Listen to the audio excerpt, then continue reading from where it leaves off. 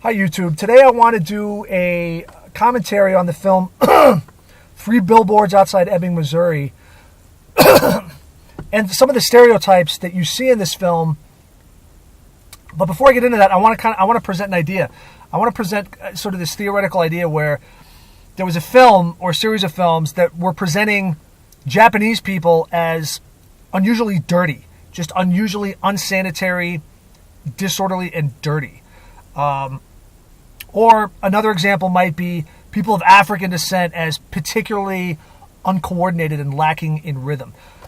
The strange thing about stereotypes like that would not be how offensive they are, but how sort of upside down they are. Now, certainly if you were to look hard enough, you could find a Japanese person who was dirty or someone of African descent who was uncoordinated. But on the whole, these are absurd stereotypes. Tokyo is known as, by far, from what I understand, the cleanest major city in the world. If you were to begin telling stories or making films that were depicting Japanese people as dirty, there'd be something kind of strange going on there. And that's essentially the problem that I have with the movie Three Billboards. Over the last 10 or 15 years or so, small town, working class white America, meaning towns with, let's say, 30,000 people or less, have started to be depicted in a very predictable way in Hollywood. Small town USA used to be, going back 30 years and prior, scenes of a lot of great American movies, and there was a certain romanticism behind it. And now you see something really the opposite. Every time you see small town, particularly Midwestern, predominantly white or almost entirely, I don't know if entirely white towns exist anymore, but when you see this depicted, small town, working class white America, you see stereotypes that are really the opposite of reality.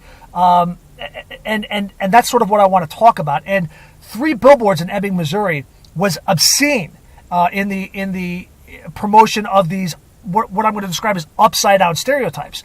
And when you read a lot of the reviews about this movie, it plays into these stereotypes as though these are just sort of accepted things. The idea behind it, there's people keep a lot of secrets, and it's good to kind of expose these secrets and people not paying attention to things that they should be paying attention to, so on and so on and so forth, as though the political criticism of this movie was legitimate.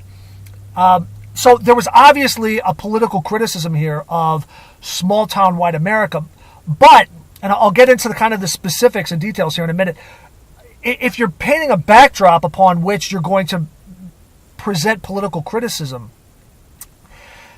that criticism is really only as valid as that backdrop is accurate. And on almost every point, the stereotypes that were just so extreme in Three Billboards are upside down. So, I mean, let's start with the premise of this film. It was that there was a horrific rape and murder. A girl was raped, or her body was then set on fire in this town. Police just didn't really care. And there was, spoiler alert here, kind of minor spoiler alert, as the movie began to resolve itself toward the end, there was even suggestion that they sort of thought they were on this guy's trail. It turned out he was just someone who had raped and lit another girl on fire. The implication there being that this kind of casual, horrific violence is common in these types of places. So much so that people just kind of forget about them. Opposite of reality. In small town America, I've lived in several towns like this. Violence is shocking. People who live in larger metropolitan areas of 250,000 or more are 2.5 times more likely, that's on a per capita basis, to experience violence. Violence is that much more common. In small towns, it's much less common for a few reasons.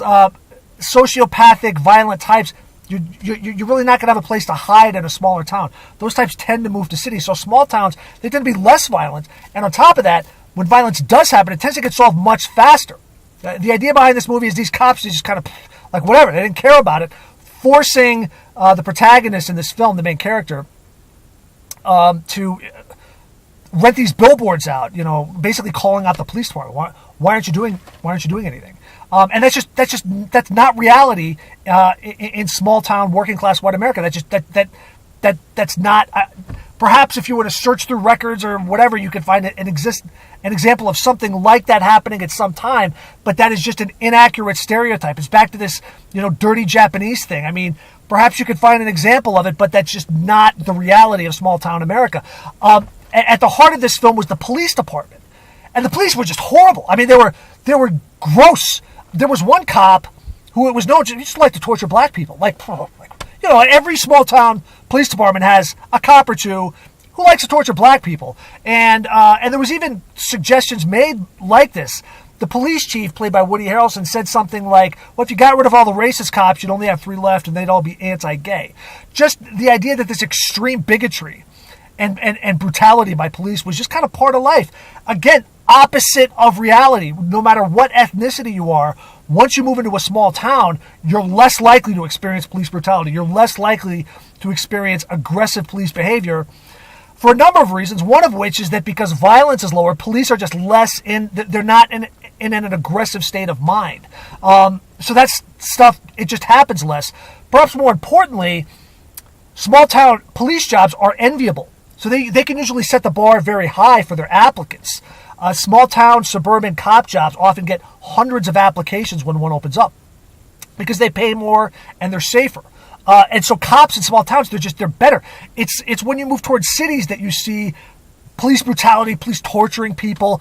It was so over the top in this film. This bad guy character went to a business across the street from the police station. It was across the street, and threw this guy out a second-story window. And it was like, that stuff just kind of happens. That stuff does not kind of happen in small-town America at all. Another stereotype was everybody was so dumb. The thing that was really bothersome about this movie, and that I think made it not a good film, it made it just this absurd character, was that certainly every white person in this film was just disgusting and so stupid. They couldn't put thoughts in order. I mean, they couldn't complete sentences accurately. There was great effort put into making even the main character, played by Frances McDormand, whose name was Mildred, right? Like they picked the most hick, do people name their kids Mildred anymore? It was just like this classically kind of white trash name. Even she was gross. Everybody, they were gross. They were disgusting. I mean, the police were so dumb. That's not reality in a small town. You tend to have very professional cops. In small town suburban America, they usually have like college degrees as a minimum. These guys were barely literate, if literate. The characters that were being portrayed were literally room temperature IQ. There was extreme effort put into making every white person in this film appear to be disgusting, even when they were trying to do something decent. Just stupid and gross and disgusting. And that's just not reality in small towns. I mean, in small towns, you have the highest high school graduation and highest literacy rates of any place in America. I'm sure that the kids who go on to become medical specialists, heart doctors, or be professors or what have you, tend to leave and go to bigger towns. But there's in a typical small town, there's lots of like engineers, scientists who might be associated with local industry. The people are just generally smart. Everybody in a small town, for all practical purposes, can at least read and write. And there's just a surprising number of very intelligent people that you're going to find in small town America. Small town America tends to export brain power. And people who are just so dumb that they can't really function, they're going to tend to go to cities because there's just more stuff for someone like that to do. The idea, the stereotype of small town Americans as just that, particularly the police, it was just ridiculous. It was absurd. And there were all these other little kind of suggestions about life in small town America. It was just nuts. Like, for instance, the main character's husband left her for a 19-year-old. And the police chief, Woody Harrelson, was just gross. This guy was gross. He brought his daughters to fish and was drunk. It's like, yeah, you stay in that goddamn blanket. And someone like that would never be a police chief in a small town. But he also had a wife who was like 30 years his junior. So the main character, I don't know, this guy would have been late 40s, early 50s, left his wife, got a 19-year-old girlfriend. The police chief, his wife had to be at least 30 years his junior. And the implication there, again, was that It's the kind of thing that just, it just kind of happens in small town working class white America. No! That's the kind of thing you see in cities much more often. In cities, which I've also lived in, there's much more of it, just don't ask. People, they got their own lives going on, they got their own relationships, whatever. In small town America, somebody who left their wife and got a 19-year-old daughter would be shunned. I mean, that they would pay a much, much higher social cost in small town America. And subsequently, that's the kind of thing you see much, much less. I don't recall ever seeing, anything like that. I'm sure that that's happened, but it's much, much less common. Just because people are more into everybody else's business. They know each other. It's the same reason why violence is lower. People know each other. A predator, a violent kind of criminal type person just wouldn't do well in a small town because people they kind of have their eyes out for them. But these were the stereotypes that were presented. They're just upside down. They're just ridiculous. So the question is, what is behind these stereotypes of small town working class white America that continue to come out of Hollywood? What's going on with these? And I think the answer to that is the kind of liberal coastal elites. That's just the view that they have. It's like they're in their ideology. That's kind of how things have to. Oh, another thing. These guys were so racist and bigoted to this extreme degree. That's just not something you see in small town white America. I mean, instances of racial violence, like all other kinds of violence, they're lower. No matter who you are, no matter what race, you're safer. You're less likely to experience violence. You're less likely to experience things like police brutality or things like that in small town America. It's just, but this is like how these Hollywood people want small town America to be portrayed for like political reasons. It's like, if they might think of like Donald Trump, red state America voted for Donald Trump.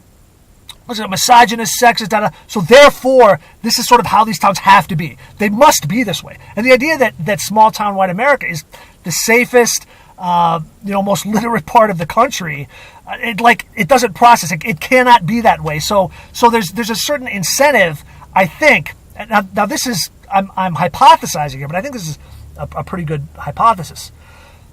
That's how Hollywood wants small town America to be portrayed. That's how they want small town America to be thought of. And the fact that it's ridiculous, the fact that it's upside down, it doesn't matter. They want to push that image because it just works for them politically. But okay, so anyway, I mean that's my theory as to why you continue to see this stuff. And it also might be the fact that, I don't know, maybe white people are less bothered by negative stereotypes of white people. You see a white bad guy, so I'm offended. So maybe it's just easier. I don't know the reason, but it's ridiculous. And they were just obscene. These stereotypes, the degree to which they were pushed in the movie Three Billboards, they were just so absurd that whatever political commentary or whatever social commentary was being given with that movie, it's invalid because a ridiculous, absolutely ridiculous image of small town America was portrayed there. And for that reason, it's a crap movie. Absolutely crap movie. It's a little bit offensive. Small town America is a great place. I mean, yeah, you're not going to have as many museums. You're not going to have as many concerts that are going to come through. You're going to miss stuff like that. Elite colleges, kind of an intelligentsia and all that goes with that. I used to live in New Haven, Connecticut with Yale, so I understand the benefits of that type of thing. But small town America, it's safe. It's a safer place to raise kids. The schools tend to be great and cost less than in other parts of the country. Everybody can read and write. There's a surprising number of very intelligent people. Yeah, and then violence is just less common. Police craziness is less common. Things getting swept under the rug, which was kind of the theme of this movie, is less common. It's less common there. And so, what's going on? Back to this dirty Japanese people stereotype. Okay, what's going on with this? Why is this considered to be a valid political commentary? Crap movie, absolutely crap movie. And anyway, I'm starting to repeat myself, so I'll just end with that. Three Billboards, awful.